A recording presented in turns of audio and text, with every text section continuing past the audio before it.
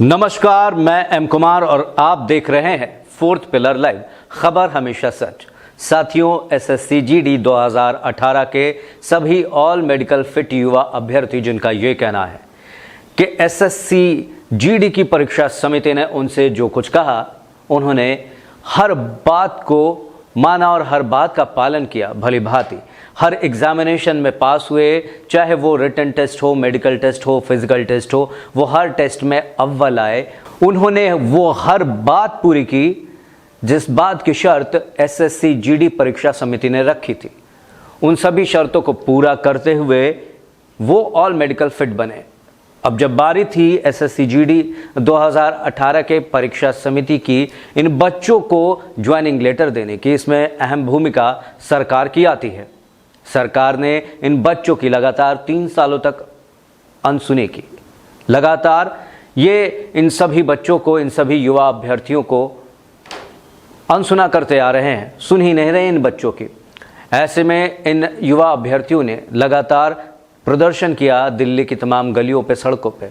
अब जब लॉकडाउन हुआ तो अब मजबूरन इन्हें घर वापस लौटना पड़ा। लेकिन अब मोदी जी का सपना पूरा करते हुए, जी हाँ, डिजिटल इंडिया का सपना पूरा करते हुए सभी युवा अभ्यर्थी अब ऑनलाइन आकर अपनी बात लोगों तक पहुंचाना चाहते हैं। इसी क्रम में हमारे कुछ युवा अभ्यर्थी हैं जो आपसे रूबरू होना चाहते हैं, आपसे मिलना चाहते हैं, अपनी बात कहना चाहते हैं। आइए सुनते हैं।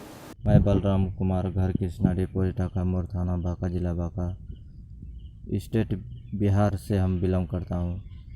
मैं एक एसएससी जीडी कांस्टेबल का कैंडिडेट हूँ, जो कि मेरे मेरिट से मात्र 0.2 से हम पीछे रह गए हैं। सरकार से अनुरोध है कि जिस तरह एक सीनियर वैकेंसी में या सीनियर बहाली में एक वेटिंग लिस्ट तैयार किया जाता है, उसी तरह एक सिपाही में वेटिंग लिस्ट एवं जो खाली पद है 62,210 का बहाली था और मेरिट लिस्ट ऑफिशियल के अनुसार जारी किया है मात्र 55,000। जो भी सीट खाली हो एवं वेटिंग लिस्ट का नियम के अनुसार कुछ सेकेंड या रिवाइज लिस्ट जारी किया जाए, जो हम जैसे गरीबों का कुछ कल्याण हो सके। हम लोग एक बहुत डिप्रेशन में रहते हैं। गांव में मेरे घर के अगल बगल के लोग हमें देखना नहीं चाहते हैं, बहुत कष्ट देते हैं हम लोग को, बहुत मानसिक परेशानी देते हैं वो लोग। उनसे सरकार से अनुरोध करता हूँ कि हम जैसे बहादुर के सिपाही बनने के काबिल जो है वो हमें काबिल बनने के चांस दे और हमें एक मौका हम लोगों को भी दे। कुछ सीट जारी करके हम लोगों को सैनिक बनने की एक मौका दें। प्रधानमंत्री एवं गृह मंत्री से अनुरोध करते हैं। हम लोग बहुत गरीब हैं और दुखी भी हैं। किसी तरह हम लोग पढ़ाई करते हैं। मेरी पढ़ाई की स्थिति देख लीजिए, हम लोग कहाँ घर में बैठ के पढ़ाई नहीं कर पाते, इसलिए कि मेरे अगल बगल के लोग सही नहीं है, पढ़ाई में डिस्टर्ब डालते हैं, इसलिए हम बिहार वन में रह कर पढ़ाई करते हैं।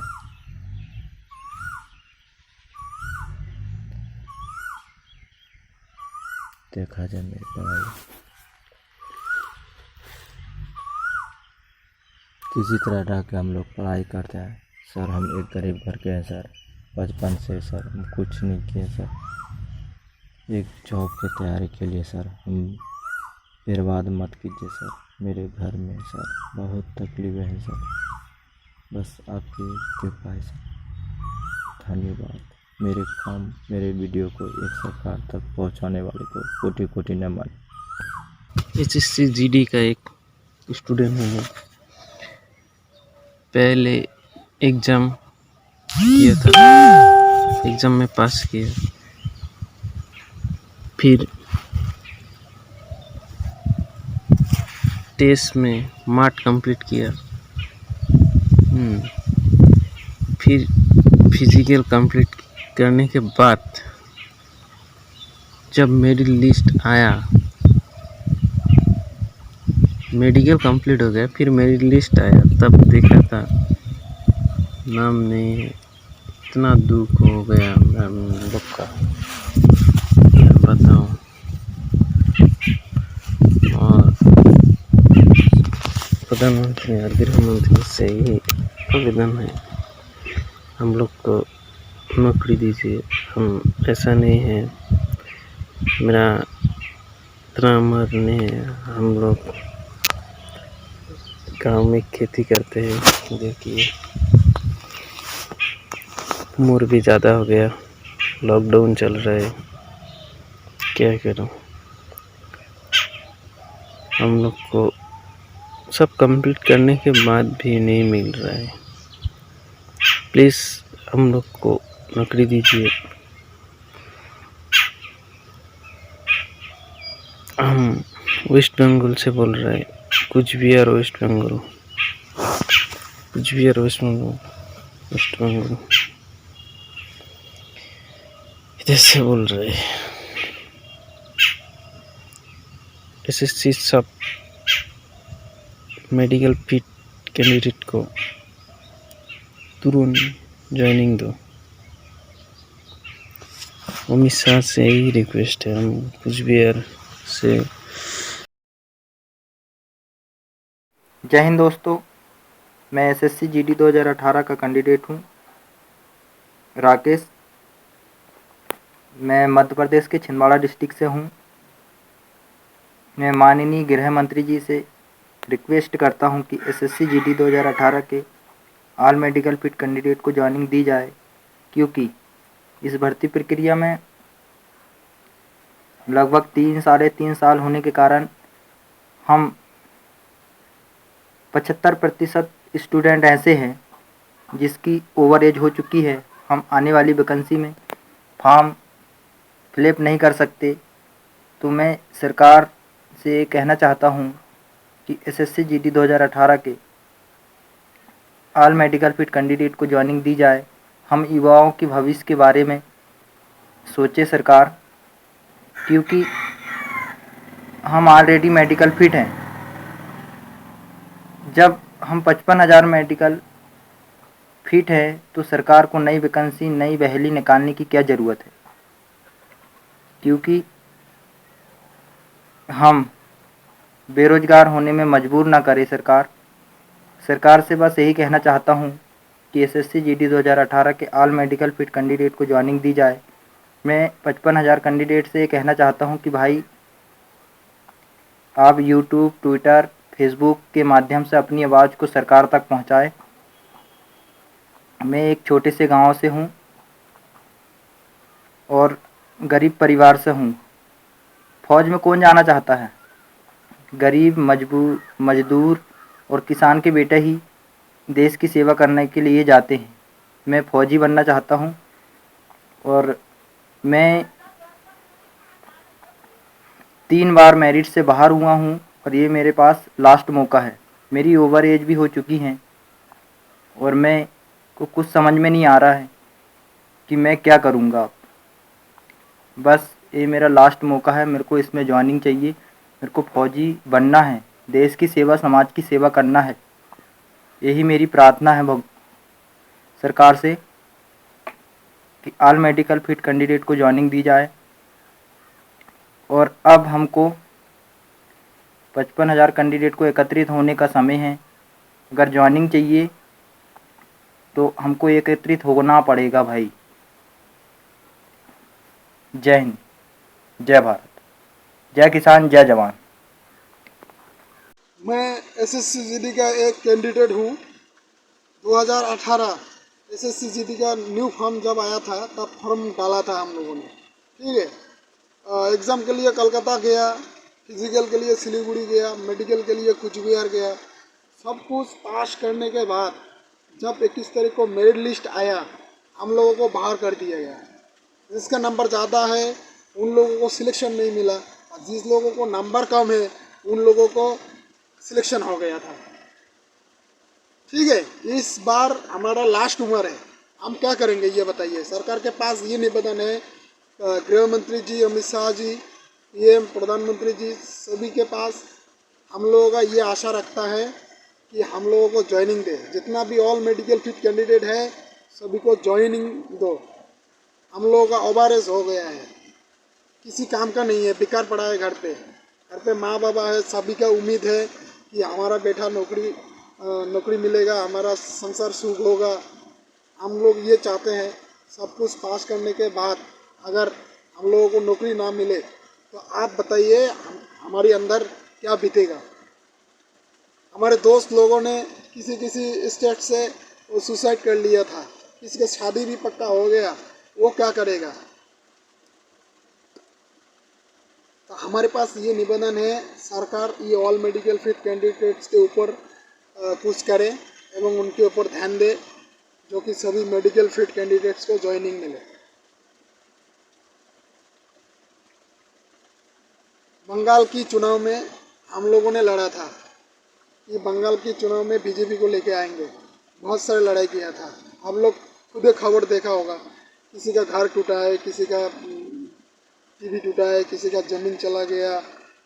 ये तो बात सोचिए, अब हम लोग सरकार के लिए कुछ भी कर रहा है लेकिन सरकार हमारे लिए कुछ भी नहीं कर रहा है। अगर गरीबों को नहीं देखेंगे तो किसको देखेंगे सरकार, ये बताइए। फोर्स में जितना भी बंदा जाता है ये अमीर घर का नहीं है सर, सब गरीब घर का है। देखो हम लोग खेती बाड़ी कर रहे हैं, यहाँ पे खेती बाड़ी देखो मैं दिखाता हूँ फोटो, ये देखो हम लोग खेती बाड़ी कर रहे हैं। अभी मैं देखो यहाँ पे मटर चल रहा है, ये काम करना पड़ रहा है सर। अब खेती बाड़ी में भी पैसा नहीं है, संसार चलाना बहुत मुश्किल हो गया है सर। हम लोग रिक्वेस्ट करते हैं कि हम लोगों को एक नौकरी दीजिएगा, तभी तो हम लोग सरकार को देखेंगे सर। जब हम लोगों को नौकरी मिलेगा तो हम लोग क्या बोलेंगे कि ये सरकार बढ़िया है, अच्छा है। हमारे पापा मम्मी सभी लोग भी बोलेगा कि नहीं बीजेपी पार्टी बहुत बढ़िया है, मेरा बीजेपी के बारे में बीजेपी के लिए हमारा बेटा का नौकरी मिल गया, इसको वोट देना पड़ेगा, इसको देखना पड़ेगा, ये सरकार जितना दिन रह सकते रहेगा। यही तो चाहता है गरीब लोग।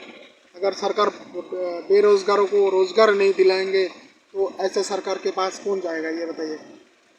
रोजगार दीजिए ना सर।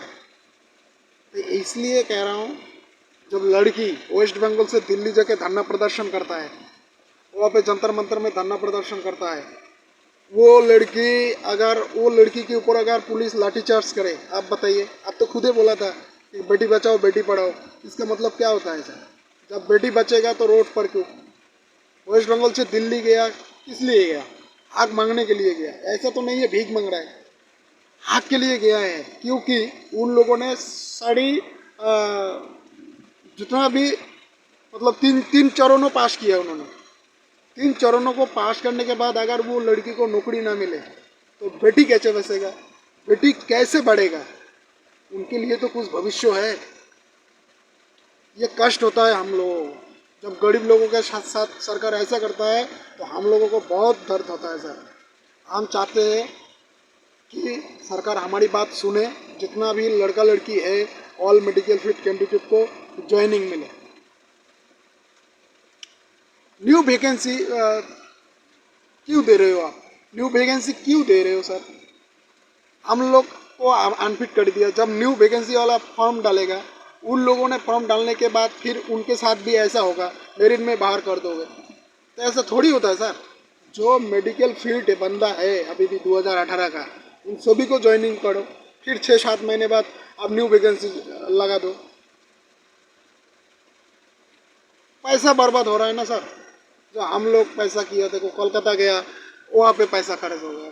जब फिजिकल देने गया वहाँ भी पैसा खर्च हो गया। अब बताइए, गरीब आदमी इतना सारे पैसा खर्च करने के बाद अगर उन लोगों को कुछ ना मिले तो आप बताइए उसका परिवार का क्या हाल होगा। आप लोग तो खर्च करते ही हो, और हम गरीब लोगों ने एक रिक्रूटमेंट के लिए घर से 20-30 हज़ार रुपये निकल जाता है। वो कहाँ से आएगा सर? देखो खेती बाड़ी करके कि ये पैसा कहाँ से लेके आएंगे? आप परिवार बचाएंगे कि इंटरव्यू के लिए जाएंगे। अगर इंटरव्यू जाएंगे, सब कुछ पास करने के बाद अगर नौकरी ना मिले तो हमारा ज़िंदगी क्या होगा, बेकार हो जाएगा सर। तो हम लोग चाहते हैं गरीबों को देखें एवं SSCGD 2018 all medical fit candidates को ज्वाइनिंग दे, सभी का भविष्य बना दे। हाँ, फिर उसके बाद न्यू वैकेंसी वाला आप दे दीजिएगा, 30,000 40,000 जो भी वैकेंसी हो दे दीजिएगा। फिर हमारा भाई लोग भी जाएंगे वहाँ पे, फिर फिजिकल मेडिकल सब कुछ करेंगे, उनको भी ज्वाइनिंग। और सरकार के पास मेरा ये निवेदन है, जब 2,210 वैकेंसी है, 2,210 आप पूरा नहीं किया, उसके बाद जो आपको अगर आदमी नहीं चाहिए, आपको अगर कैंडिडेट नहीं चाहिए, तो पहले आप फिजिकल में ही बाहर कर देते, मेडिकल में ही बाहर कर देते। सभी चरणों को पास करने के बाद जिस दिन हम लोग मेडिकल पास किया था, उस दिन हम लोगों को मतलब दिल के अंदर ऐसा सुकून मिला था कि हम लोगों का नौकरी इस बार पक्का लग जाएंगे। बहुत आशा किया था, घर में आके बोला था पापा टेंशन नहीं लेने का, हम लोगों को नौकरी इस बार मिल जाएगा। सब कुछ पास कर लिया। हमारा घर वाला भी बहुत आशा किया था हमारे ऊपर। मेरिट के दिन जब मैंने मेरिट के दिन पापा को बोला था, उस दिन पापा रोने लग गया था, ये क्या हो गया, सब कुछ पास करने के बाद नौकरी नहीं मिले। सरकार के पास ये निवेदन है, अगले बार अगर ऐसा हो, जितना भी मेडिकल बंदा है सभी को ज्वाइनिंग दिया जाएगा। अगर जितना भी बंदा है उतना ही बंदा को पास कीजिएगा आप, क्योंकि टेंशन ना हो, किसी का टेंशन ना हो। सबको अगर बंदा 60,000 है, आपको 60,000 ही लेना पड़ेगा और उतना ही स्टूडेंट को आप पास करवाना पड़ेगा, फिर टेंशन नहीं होगा किसी स्टूडेंट का। ये कहना चाहता हूँ सरकार के पास। इस बार जो बंदा 1,09,000 बंदा पास किया था, उन सभी को ज्वाइनिंग दे। हाँ, सभी मेडिकल फिट कैंडिडेट्स को ज्वाइनिंग दे, ये आशा रखता है। जय हिंद, वंदे मातरम, भारत माता की जय।